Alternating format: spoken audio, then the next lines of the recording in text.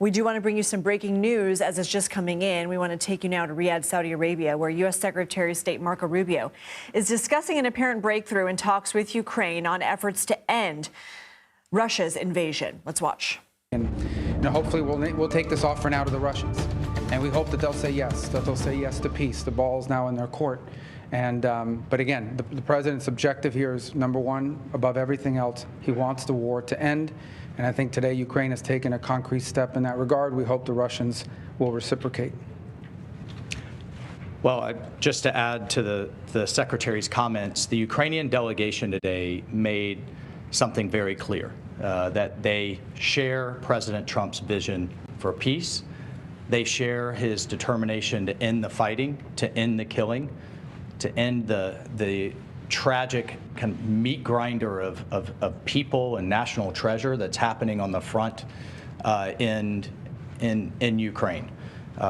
Number one. Number two, they made concrete steps and concrete proposals, not only accepting our proposal for a full ceasefire, which you can see the details of which are in our joint statement that we released together.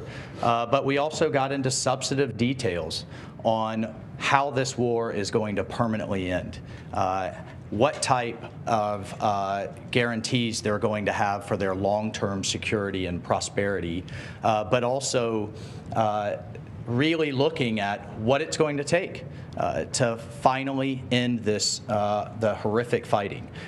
The other piece that I just want to make very clear is President Trump started this diplomatic effort in the Oval Office, talking to both leaders, both President Putin and President Zelensky back to back. And now that shuttle diplomacy continues. We have a named delegation in terms of next steps from the Russian side. We have a named delegation in terms of next steps from the Ukrainian side. I will talk to my Russian counterpart in the coming days. Secretary Rubio will be with G7 foreign ministers in the next couple of days. We have the NATO Secretary General in the White House on Thursday, and we'll take the process forward from there. So, as a result of that, and I think as a result of this positive step forward, the president has decided to lift the pause on aid and on our security assistance to Ukraine going forward. And that's effective immediately. All right, your colleagues have chosen 3 questioners. Let's start with Alex Marquardt of CNN. Thank you. Several questions on the ceasefire. We understood that coming into this was a Ukrainian proposal for a partial ceasefire. How did this become an American proposal for an immediate 30-day ceasefire? And to be clear, you're talking about a complete ceasefire across the front line, not just the aerial and maritime ceasefire that the Ukrainians proposed. And then finally, how do you expect to take this to the Russians? Is it Mr. Witkoff, who we understand is heading to Moscow later this week? Will he deliver that to Putin? Will it be President Trump to President Putin? Will it be you and your counterparts? How will that actually happen and when? Well, on the first point, your question is yes. That's the offer. The offer is to stop the shooting. The goal here is, the only way out to end this war is to negotiate out of it. There's no military solution to this war. The solution to this war and the way to end it and to achieve the president's objective of peace is to negotiate. But before you can negotiate, you have to stop shooting at each other. And that's what the president has wanted to see, and that's the commitment we got today from the Ukrainian side, their willingness to do that. Obviously now that'll be delivered to the Russians. It'll be delivered to them directly through multiple channels, meaning not only will they obviously see it, it'll be communicated to them through our diplomatic channels, through conversations and other methods, but they'll obviously be well aware. And our hope is that the Russians will say yes, that they will also agree. So the shooting will stop, the killing will stop, the dying will stop, and the talks can begin about how to end this war permanently in a way that's acceptable and enduring for both sides. Look, there's been all kinds of discussions in terms of different types of ceasefires. You know, there was the deal in terms of grain moving years ago. There's been discussion of halting aerial attacks on each other's infrastructure. The president has made it clear, and certainly made it clear to us, that all fighting needs to stop. And the Ukrainians have agreed to that proposal. They're ready for peace. And now we'll take that to the Russians and get their response. All right, next, Jennifer Jacobs, CBS. Great. Hi.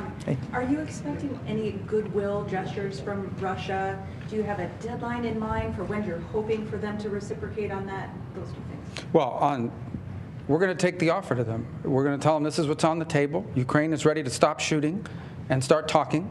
And now it'll be up to them to say yes or no. I hope they're going to say yes, and if they do, then I think we made great progress. If they say no, then we'll unfortunately know what the impediment is to peace here. But the president's been abundantly clear he wants the shooting to stop. He wants the warfare to stop. He wants the dying and the suffering to stop. And he believes, and rightfully so, that the only way to end this war is to negotiate an end to it. And we think that it's always easier to negotiate an end to the war when people aren't shooting at each other. That's how the president believes. That's what we hope to achieve. The Ukrainians today have expressed their willingness and readiness to do so immediately. We hope the Russians' answer to that will also be yes. But no deadline set, sir. Well, the deadline is we hope to do this as soon as possible. Every day that goes by that this war continues, people die, people are bombed, people are hurt on both sides of this conflict. The president wanted this war to end yesterday and the day before. The president's been clear he wants peace, and so we wanted to see it as soon as possible. So our hope is that the Russians will answer yes as quickly as possible so we can get to the second phase of this, which is real negotiations, not never-ending dialogue, talk forever, but real negotiations to end this conflict in a way that's acceptable to both sides, sustainable, and that ensures the stability and security of Ukraine for the long term. And on the goodwill gesture, is there anything like the return of the stolen children or anything that you're expecting in return? Look, we've discussed a number of things, prisoner exchanges, folks that were detained and what have you, but the fighting has to stop. I mean, that's what we agreed today. And just think about it.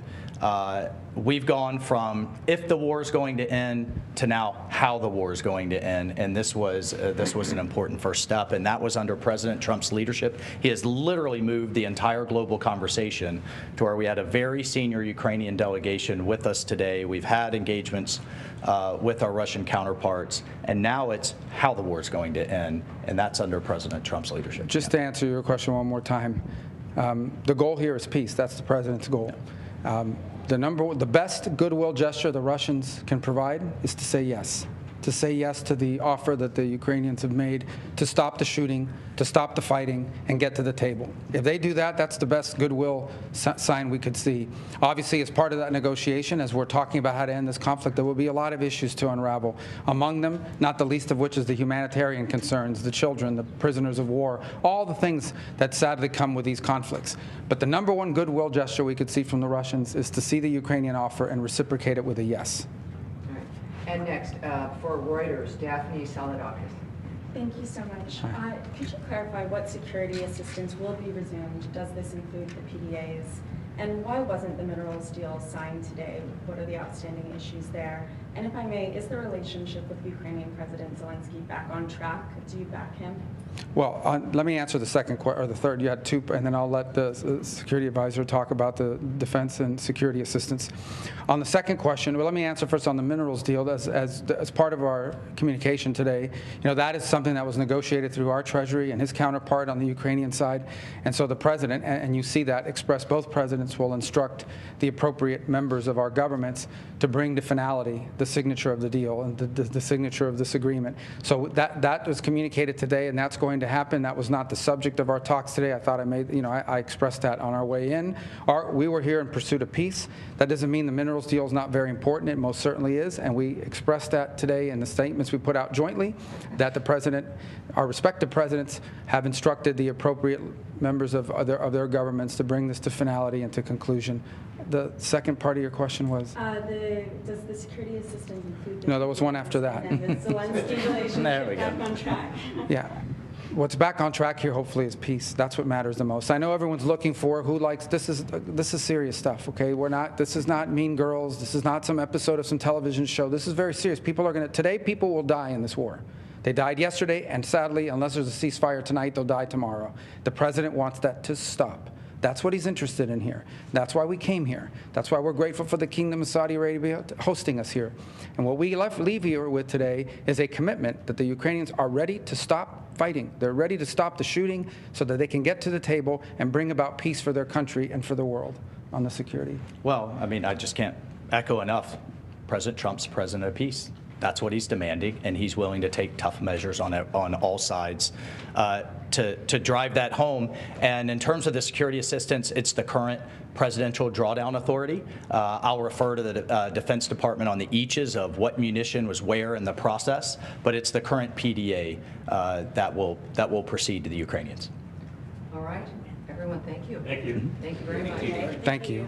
Thanks for Effective your immediately. patience. Yeah, thanks for your patience. We've been listening to U.S. Secretary of State Marco Rubio and National Security Advisor Mike Waltz discussing a new deal between the U.S. and Ukraine. Ukraine says it would accept a U.S. proposal calling for an immediate 30-day ceasefire with Russia. The U.S. is also immediately lifting its pause on intelligence sharing with Ukraine. The U.S., remember, paused sharing intel shortly after an Oval Office meeting between President Trump and Zelensky. That meeting blew up more than a week ago. The U.S. will also resume security assistance to Ukraine, and now Secretary of State Marco Rubio is essentially encouraging Russia to get on board, saying the ball's in their court. Let's go ahead and bring in Sam Vinograd, a CBS News national security contributor and former Assistant Secretary for Counterterrorism at the Department of Homeland Security. She joins us from Washington. Sam, obviously this is major movement in this conflict, but at the same time, this is a proposal hammered out between the U.S. and Ukraine, with Russia not having a seat at the table in this particular meeting. What is your reaction? Well, my reaction is that Ukraine now has some leverage back in these negotiations by now having access to U.S. security assistance and intelligence used for offensive operations into Russia. Ukraine now has more leverage to enter negotiations with Russia on more equal terms. After Zelensky's visit to Washington, after security assistance was frozen, after this offensive intelligence was taken off the table, Ukraine was really operating from a position of weakness. That has changed. Now, of course, the big question is, what is Russia going to say next? Getting Russia to agree to a ceasefire that the Ukrainians would agree to is not a foregone conclusion. And I'll note that Secretary of State Rubio and National Security Advisor Waltz kept stressing that the president's sole focus is stopping the fighting. And the question here is, what are the costs associated with that for both sides? We haven't heard what those costs would be for the Ukrainians nor for the Russians. So this is a significant step, but getting Putin on board in a meaningful way is going to be quite difficult. Can you explain to me a little further about how Ukraine's leverage position has changed? Prior to the United States agreeing to reestablish security assistance and intelligence sharing, Ukraine was facing a significant vacuum in support from the United States.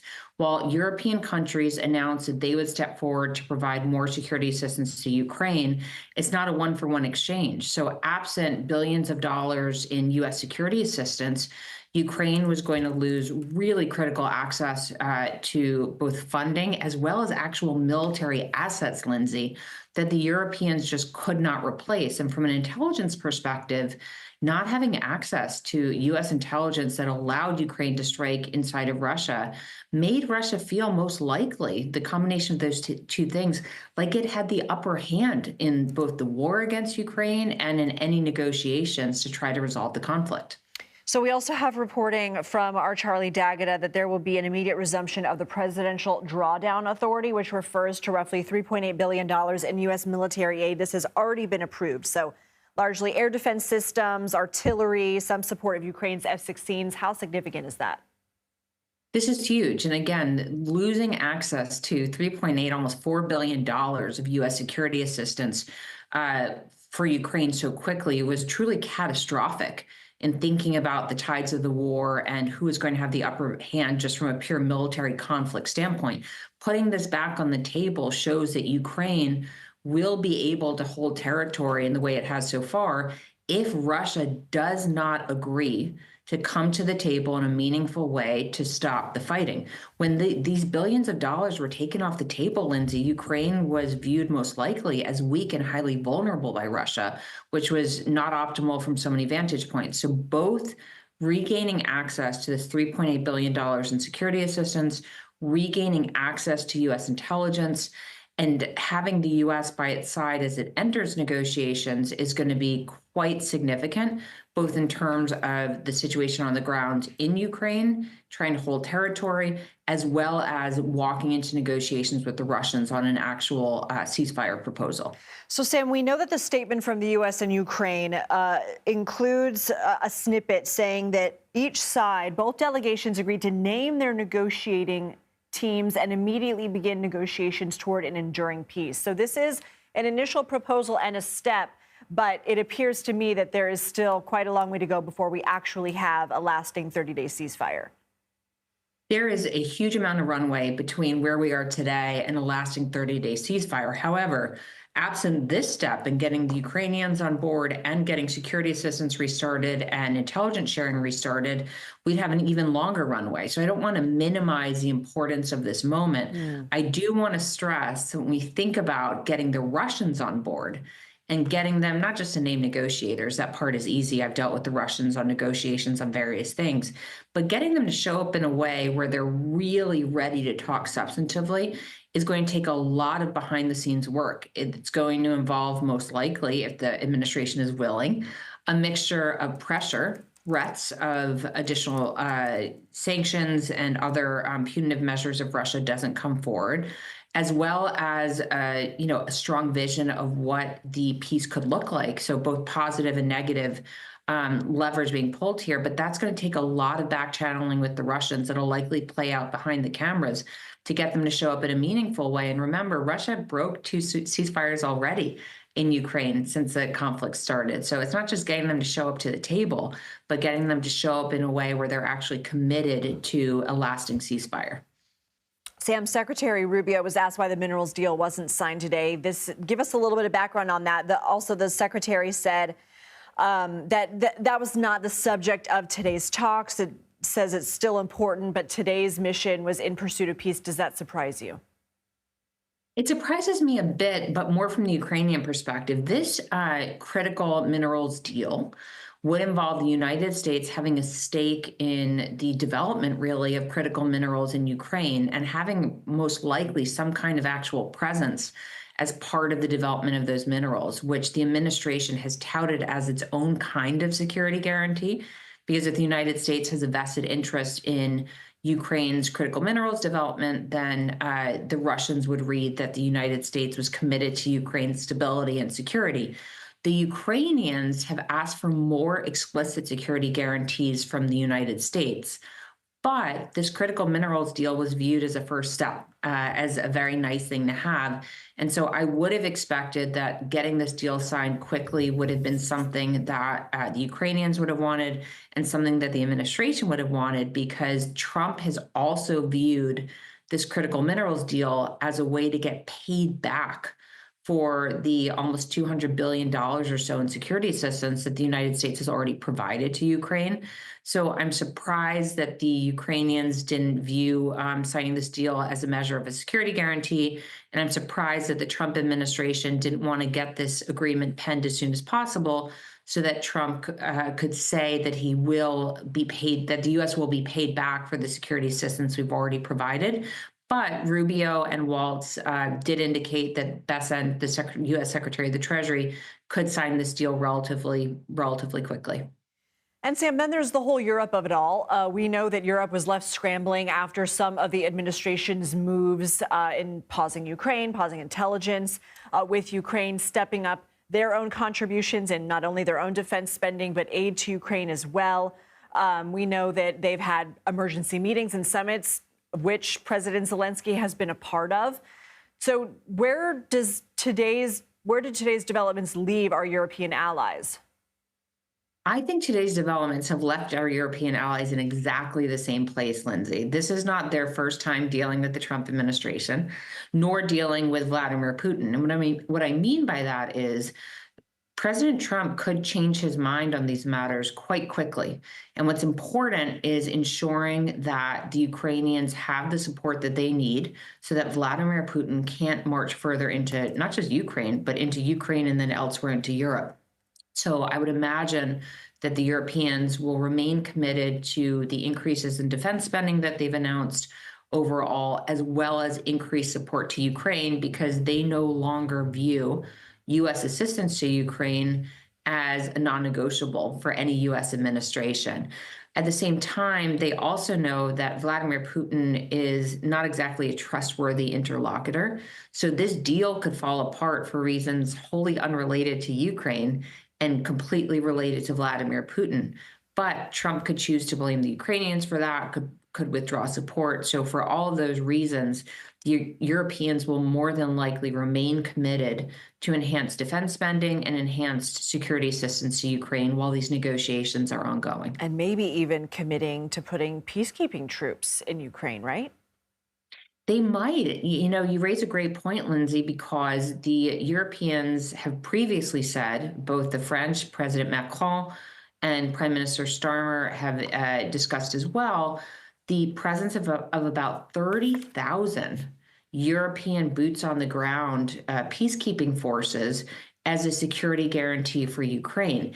It has been a sticking point for the Ukrainians that the United States was not willing to commit forces to that peacekeeping mission, which is why President Zelensky has been very focused on getting some other kind of security guarantee from the United States, so that if Putin violates any ceasefire agreement, he knows he's not just messing with the Europeans, but also directly messing with U.S. troops and U.S. national security interests. So the Europeans likely remain committed to putting boots on the ground. The United States still is not willing to do so. But that largely also means that at some juncture, the Europeans are going to have to be brought into these negotiations to ensure that what they've promised before is still on the table and that they're ready to implement it. Sam Vinograd, we certainly appreciate all of your expertise in breaking this down for us, these tremendous developments here. Thank you for your time.